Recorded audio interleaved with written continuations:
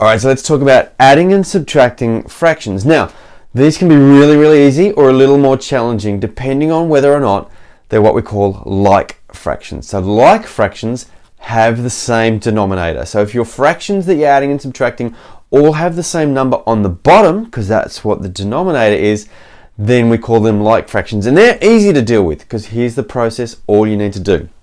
First of all, your answer is going to have the same denominator. You just keep the same denominator.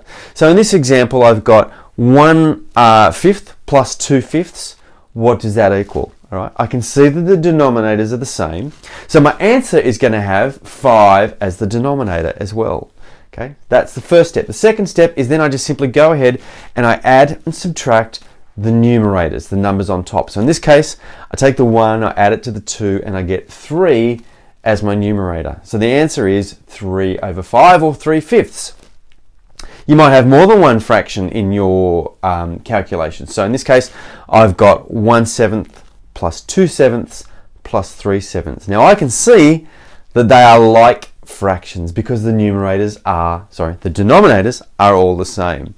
So my answer will have the same denominator. So I can go ahead and put that in. It'll be something over 7. And now I just add together all of my numerators. 1 plus 2 plus 3 gives me 6. So 6/7 is my answer.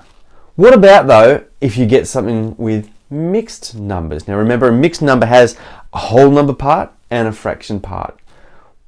Well, they're okay. They're not too hard to work with. Once again, if the denominators and the fraction parts are the same, all you need to do is this.